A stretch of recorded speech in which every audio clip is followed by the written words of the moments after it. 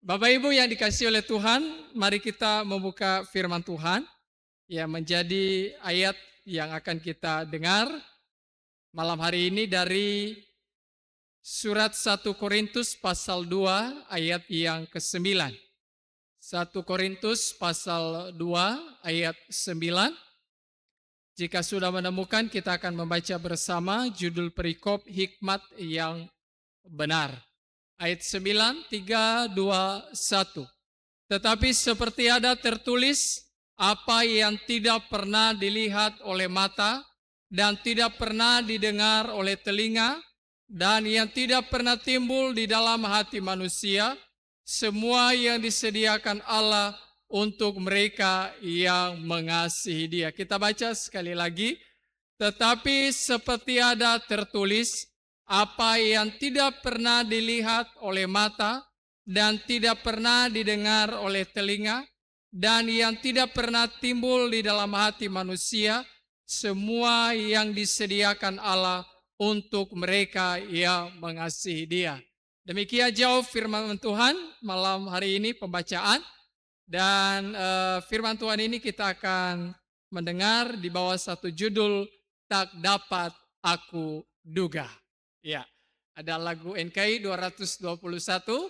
Tak dapat aku duga besarnya kasih-Mu, dan seterusnya ya. Bapak Ibu Saudara yang dikasihi oleh Tuhan, kita coba melihat kembali dalam setiap kita menentukan pilihan dalam kehidupan ini atau memilih sesuatu dalam kehidupan ini, biasanya kita dasarkan atas dasar apa? Pada umumnya biasa didasarkan kepada alat indera yang Tuhan ciptakan dalam tubuh kita, yaitu apa? Mata, telinga, mulut, dan hidung. Bapak Ibu Saudara, entah itu memilih warna baju yang tadi Bapak Ibu pakai hari ini, tadi itu didasarkan pada penglihatan, betul? Kayaknya cocok baju ini saya pakai malam hari ini ya. Seperti tadi waktu saya pakai baju dengan warna dasi seperti ini, saya bilang sepertinya bagus ini. Nah, itu kita pakai alat indera yaitu mata untuk bisa mengambil satu keputusan. Oh, saya pakai baju ini atau sepatu ini malam hari ini karena ya ini bagus dan cocok. Atau kita memilih makanan yang hendak kita makan, itu kita akan menggunakan apa? Mata untuk melihat, oh ini warnanya bagus. Dan kita juga menggunakan apa? Hidung untuk mencium bau. Oh ini rasanya sedap begitu ya, dicium oleh hidung. Atau kita bisa juga dalam memilih pasangan hidup, sadar Bapak Ibu atau tidak sadar yang sudah menikah, itu dipengaruhi oleh apa? Mata dan juga telinga. Bapak Ibu bisa mengatakan aku cinta kepadamu, kepada pasanganmu, karena ada mata yang berperan di sana. Oh dia ini ganteng, dia ini cantik, keluarganya bagus. Atau informasi yang Bapak Ibu dengar, oh ini keluarganya ini bagus, keturunan dari kerajaan-kerajaan yang ini ya, atau kerajaan dari utara dan selatan ya. Maka Bapak Ibu mengatakan, oh saya pas, cocok dengan dia. Nah, walaupun nanti terlepas dari semua rencana Tuhan yang berperan juga ada di sana, tapi ada pengaruh daripada indera yang Tuhan ciptakan bagi kita. Atau kita menentukan lokasi di mana kita tinggal. Saya tinggal di kampung tiba-tiba karena kampung tiba-tiba itu, wah ini bagus sekali. Atau saya tinggal di Entrop, Bapak John ada di sana. Atau saya tinggal di Sentani, ada Pak Naum Pigome di sana. Karena Sentani dekat dengan danau, dan kalau makan ikan segar tinggal ini. Jadi semua itu berpengaruh kepada alat indera yang Tuhan ciptakan di dalam kehidupan kita. Mulut, hidung, telinga, dan mata. Tapi Bapak Ibu Saudara, perlu kita ingat bahwa alat indera yang ada itu adalah memiliki keterbatasan dalam mendeteksi, melihat jauh lebih dalam yang tersembunyi di balik sesuatu yang kita lihat, yang kita dengar, yang kita cium baunya, dan yang kita rasakan. Kenapa? Karena memang dia terbatas. Bapak Ibu Saudara, mata hanya bisa melihat apa yang tampil di luar. Ya, Bapak Ibu bisa lihat saya hari ini, lihat bajunya begitu ya, rambutnya begitu, mukanya begitu, ya mukanya ganteng sekali. Ya, orangnya tinggi tapi kurus begitu ya. Bapak Ibu hanya bisa lihat sebatas itu, tetapi apa yang sebenarnya ada di balik baju saya, di balik kulit saya, ini Bapak Ibu tidak lihat. Mungkin saya sedang sakit, Bapak Ibu tidak lihat dan tidak akan rasakan itu. Ya. Lalu kita punya telinga, kita mendengar informasi. Oh, tadi ada kecelakaan terjadi di mana tadi kecelakaan ini? Di Jayapura ya. Saya lihat di media sosial tadi. Tapi fakta yang sesungguhnya itu kita tersembunyi bagi kita. Hanya dengar informasi. Atau dari makanan yang kita cium. Oh, baunya harum sekali. Hanya bisa kita cium baunya. Tapi kalau ada racun di dalam makanan itu kita tidak bisa tahu. Nah, karena itu Bapak Ibu Saudara, seringkali manusia mengalami penyesalan karena salah memilih. Karena pilihan mereka kebanyakan didasarkan kepada alat indera tadi. Mata, mulut, telinga dan hidung Bapak Ibu Saudara. Ya, ada rasa kecewa di sana terhadap keputusan pilihan yang telah diambil. Karena tadi apa yang kita rasakan, lihat itu terbatas sekali. Maka untuk mengatasi itu kita perlu alat indera yang tanpa batas. Yaitu hikmat Allah. Hikmat Allah itulah yang akan memberikan pengertian kepada kita lebih daripada apa yang kita mengerti. Perhatikan Raja Salomo waktu dia memutuskan satu perkara dua orang ibu yang satu anaknya mati karena dia tiduri waktu malam. Ya, yang satu lalu dia anggap bahwa dia mengatakan, oh ini anak saya sedangkan anaknya sudah mati. Lalu apa yang dikatakan oleh Salomo? Bagi dua. Itu bukan hikmat manusia yang dipakai di situ, tapi hikmat dari Tuhan. Maka dari situ Salomo mengetahui bahwa ternyata anak ibu dari anak ini sesungguhnya adalah ini. Nah, Bapak Ibu Saudara yang dikasihi oleh Tuhan, firman Tuhan yang baru saja kita baca tadi, ini konteksnya adalah Rasul Paulus sedang menjelaskan perbedaan antara hikmat Allah dan juga hikmat manusia. Di mana hikmat manusia sangat terbatas kepada penglihatan, pendengaran, dan kepada sesuatu yang timbul di dalam hati. Sedangkan hikmat Allah sebaliknya. Tidak dibatasi oleh penglihatan, tidak dibatasi oleh pendengaran, tidak dibatasi oleh apa yang timbul di dalam hati atau tiba-tiba muncul di dalam hatinya lalu dia kerjakan dan dia lakukan. Dan biasanya Allah itu bekerja di luar daripada apa yang kita tidak pernah duga. Kita tidak pernah sangka. Makanya banyak orang yang bersaksi, oh itu Tuhan luar biasa. Kenapa Tuhan luar biasa? Karena dia melakukan sesuatu hal yang kita tidak pernah pikirkan, tidak pernah timbul di dalam hati, tidak pernah kita dengar. Nah, Bapak Ibu Saudara, di dalam Alkitab ya mencatat bahwa ketika bangsa Israel, ini satu contoh ya, menginginkan seorang raja ada di tengah-tengah mereka seperti bangsa-bangsa lain. Kita lihat bagaimana hikmat manusia dipakai di sini. Dan nanti kita lihat hikmat Tuhan dipakai. Ya. Maka mereka memilih siapa? Raja yang pertama bagi mereka adalah mereka memilih seorang yang bernama Saul menjadi raja atas mereka. Saat itu mereka tidak mau mendengarkan Tuhan dan memaksakan kepada Samuel bahwa urapi bagi kami seorang raja. Dan mereka mau itu Saul. Dan ini hikmat manusia. Ya. Bapak Ibu Saudara, pertanyaannya mengapa Saul yang mereka pilih? Mengapa pilihan mereka jatuh kepada Saul? Mengapa bukan yang lain?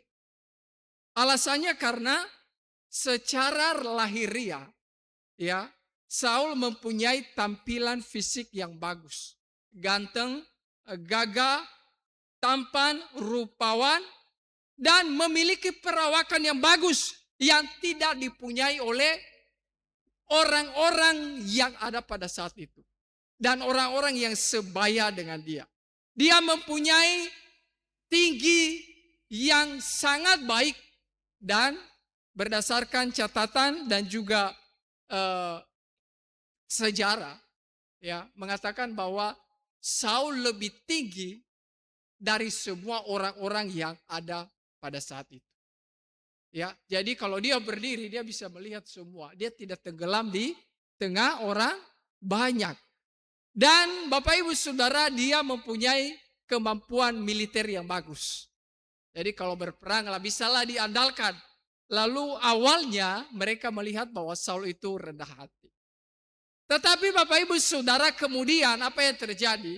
Raja yang mereka pilih menjadi raja yang tidak taat. Tuhan berfirman dengan jelas, contoh ya, ketika Tuhan mengatakan tumpas semua bangsa Amalek, tidak boleh sisakan sedikit pun, dari manusia sampai kepada ternak. Lalu apa yang Saul lakukan? Dia sisakan Raja Amalek, Agag, yang pada saat itu.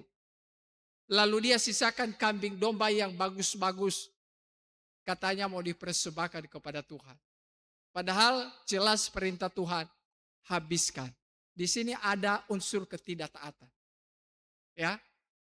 Dan di saat dia ditegur, Bapak Ibu Saudara, dia cari-cari alasan. Dia membenarkan diri. Ia beralasan ternak yang dikumpulkan itu, yang diselamatkan, nanti kami akan persembahkan kepada Tuhan.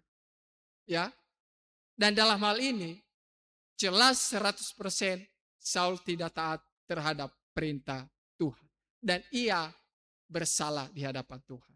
Bapak Ibu Saudara, kita melihat motivasi Saul, kalau Bapak Ibu baca nanti, menjadi berubah mengejar kehormatan. Dari mana kita tahu? Waktu bangsa Israel mengatakan Saul membunuh beribu-ribu dan Daud berlaksa-laksa, apa yang terjadi? Hatinya iri kepada Daud. Ini dia terusik begitu ya. Contohnya, kalau hari ini bilang, Bapak Gembala luar biasa, Wakil Gembala kurang luar biasa. Lalu saya iri hati dengan Bapak Gembala. Nah, mungkin seperti itu yang terjadi hari ini. Tapi Bapak Ibu Saudara, kita melihat apa yang terjadi di sini adalah Saul mengejar kehormatan. Yang awalnya tadi terlihat rendah hati, sekarang berubah mengejar kehormatan.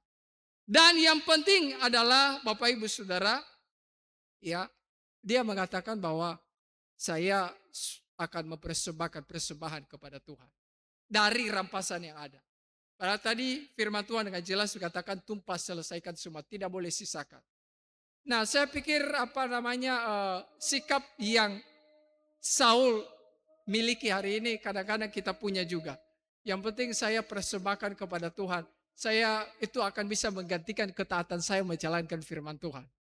Ya, saya tidak usah ke gereja.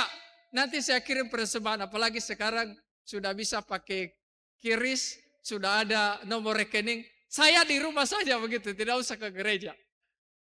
Bapak Ibu Saudara, tidak bisa begitu. Tidak bisa menggantikan ketaatan kita kepada Tuhan. Atau hari ini kita melihat banyak orang yang berlomba-lomba memberikan persembahan yang sangat besar untuk menggantikan segala kesalahan-kesalahan mereka yang mereka buat. Ini sesuatu hal yang salah. Dan ini tidak diberkenan oleh Tuhan. Bapak Ibu, kita memberikan persembahan bukan mengganti ya kesetiaan kita yang tidak setia menjalankan firman Tuhan. Tapi kita memberikan persembahan sebagai wujud ketaatan kita kepada firman Tuhan. Nah, Bapak Ibu Saudara yang dikasihi oleh Tuhan, ya, maka perhatikan nanti di akhir pemerintahan Saul, dia mengakhiri kepemimpinannya sebagai raja dengan ditolak oleh rakyatnya sendiri. Bapak Ibu, sekarang kita lihat hikmat Tuhan. Ya, hikmat Tuhan memilih, ia melihat jauh lebih dalam dari apa yang dilihat oleh manusia. Ia mendengar jauh lebih lengkap dari yang didengar oleh manusia. Dan yang ia pilih bukan kebetulan, tetapi itu sudah ada di dalam rencana kekekalannya. Itu sebabnya ia berkata kepada Samuel, janganlah pandang perasnya atau perawakannya yang tinggi. Sebab aku telah menolaknya. Bukan yang dilihat manusia, yang dilihat Allah. Melainkan manusia melihat apa yang di depan matanya. Tetapi Tuhan yang melihat hati. Kita melihat di sini ya. Tuhan melihat jauh lebih dalam, yaitu isi hati. Sedangkan kita tidak bisa melihat isi hati. Bapak Ibu, saya tidak bisa melihat isi hati Bapak Ibu hari ini. Nah, Tuhan memilih yang tidak dipilih oleh manusia. Tuhan mengangkat yang tidak diangkat oleh manusia. Dan Tuhan memakai orang-orang yang dianggap bodoh bagi manusia menjadi seorang pemimpin. Saudara, perhatikan, di mata Isai, Daud itu tidak bisa menjadi raja. Kenapa? Karena dia anak kecil. Dia tidak punya pengalaman militer yang baik. Ya. Dia tidak masuk di dalam hitungan. Ya. Dan dia tidak dianggap oleh saudara-saudaranya bahwa dia nanti akan diurapi menjadi raja. Maka ketika Samuel datang, maka Isai berharap sebenarnya itu yang menjadi raja itu adalah anak yang bungsu, Eliab. Lalu karena Tuhan mengatakan kepada Samuel itu bukan. Lalu dia bawa anaknya lagi, bawa. Dia bilang bukan mereka semua. Lalu Samuel berkata kepada Isai, masih ada lagi. Dia bilang ada, tapi ada di padang sedang menggembalakan kambing domba. Bapak Ibu Saudara dikasih oleh Tuhan, lalu dipanggillah Daud kembali. Nah, siapa yang dipilih oleh Tuhan adalah Daud yang tidak masuk dalam hitungan Isai dan saudara-saudaranya. Nah, mungkin kita bertanya, toh juga kan nanti siapa ini? Daud jatuh ke dalam dosa, dia berzina. Betul. Tapi perbedaannya dengan Saul, waktu Nabi Nathan datang kepadanya, dia tidak berkeras hati. Dia tidak berbelit-belit, dia tidak membenarkan diri, dia tidak membela diri. Tapi dengan rendah hati, ia mengaku bahwa ia telah salah berdosa. Dan dia dengan hati yang sungguh, ia minta permohonan, pertobatan dari Tuhan. Dan segala konsekuensi dari kesalahannya itu, ia bersedia menanggung. Bapak Ibu Saudara yang dikasihi oleh Tuhan, ya itu sebabnya beda antara pilihan Tuhan dengan pilihan manusia. Maka pemuda-pemudi kita, orang tua, mesti ini menjadi satu nasihat yang baik bagi kita. Ya, dalam kita memilih pasangan hidup, dalam kita melihat, kita mesti pakai hikmat Tuhan. Jangan kita pakai hikmat manusia. Kalau hikmat Tuhan itu kita perhitungkan babi bu bebonya. Tapi kalau hikmat Tuhan kita pakai, maka kita lihat jauh lebih daripada babi bu bebonya. Ya, Bapak Ibu Saudara dikasih oleh Tuhan, apakah di hati Daud, pertanyaannya begini, apakah di hati Daud pernah timbul bahwa satu kali nanti Tuhan pilih dia menjadi raja? Apakah pernah dia dengar, oh nanti kamu akan dipilih menjadi raja bagi atas bangsa Israel? Apakah sebelumnya dia pernah mendengar? Saya mau tanya kepada kita. Pernah timbul di dalam hatinya? Pernah dilihat oleh matanya? Saya pikir tidak pernah. Tetapi Bapak Ibu Saudara, kenapa dia dipilih oleh Allah? Kenapa dia dipercayakan sebagai raja memimpin bangsa yang besar? Yang kepala batu. Yang Alkitab catat. Umat pilihan Allah. Kenapa? Alkitab memberikan catatan kepada kita kalau baca nanti kisahnya Daud mengatakan bahwa sepanjang hidupnya ia mengasihi Tuhan. Bahkan ketika ia hendak membunuh, Tuhan hendak menghukum Salomo, dia selalu berkata bahwa karena hambaku Daud. Saya pernah mendengar kesaksian, ada seorang bapak berkata bahwa dia mengatakan begini, kita ini bapak-bapak terlalu sibuk sekali ya untuk datang beribadah. Tiap kali ibadah, kenapa tidak datang ibadah? Sibuk, sibuk, sibuk. Tapi dia bilang, waktu saya membaca Alkitab, ya, yang mengatakan bahwa karena hambaku Daud, maka Salomo tidak dihukum oleh Tuhan. Dia mengatakan betapa pentingnya itu bapa yang mengasihi Tuhan bagi anak-anak. Diperhitungkan oleh Tuhan. Maka Bapak Ibu Saudara yang dikasihi oleh Tuhan, khususnya bapak-bapak, mari kita ingat ini baik-baik. Bapa yang mengasihi Tuhan, maka anak juga akan dikasihi oleh Tuhan. Ya, Bapa yang takut akan Tuhan berdampak kepada anak-anak. Saya pernah mengatakan bahwa akan kecipratan berkat Tuhan waktu saya khotbah tentang Abraham dengan Lot. Lot itu diberkati karena dia kecipratan berkat dari Abraham. Demikian juga Bapa yang takut akan Tuhan, akan dia kecipratan berkat. Anak-anak akan mengalami kasih sayang dan pemeliharaan dari Tuhan. Bapak Ibu Saudara, kuncinya apa? Ya, kuncinya kita mengalami hal yang tidak pernah kita lihat, tidak pernah kita dengar, tidak pernah timbul di dalam hati. Kuncinya ada seperti yang Daud lakukan dalam kehidupannya, yaitu mengasihi Tuhan sepanjang hidup kita. Inilah kuncinya. Tuhan Yesus pernah berkata dalam Matius 22 ayat 37.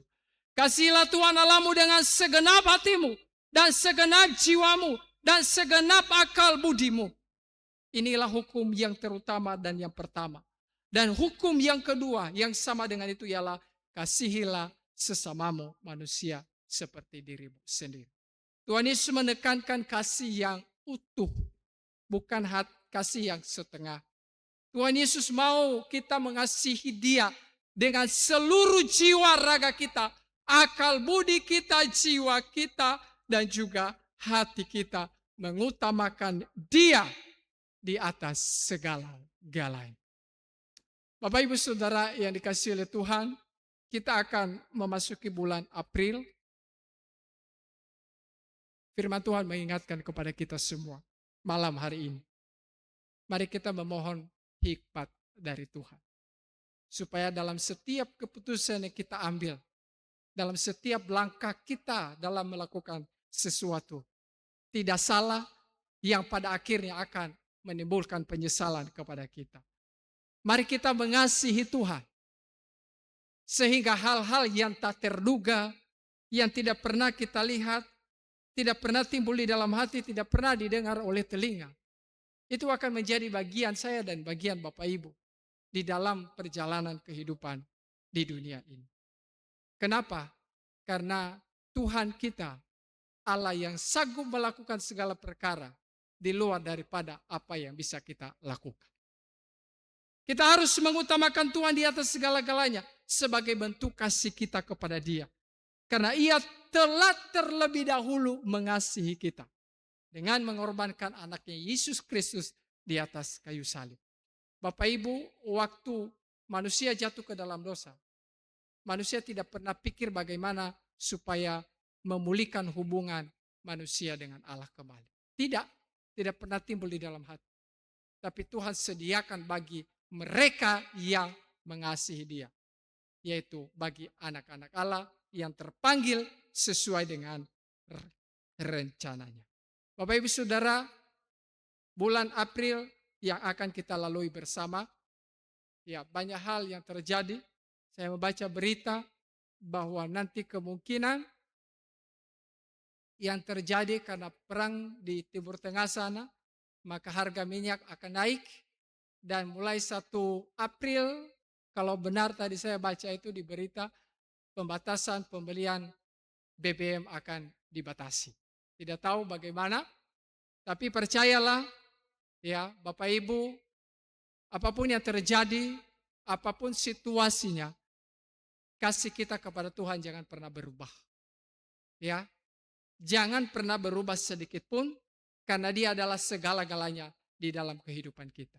Kita boleh selesai di dalam dunia ini, tetapi ketika hati kita sungguh mengasihi Dia, percaya kepada Dia, mengaku Dia bahwa Dia adalah satu-satunya juru selamat dalam kehidupan kita, tubuh kita mati di dunia ini, jiwa kita pun akan selamat.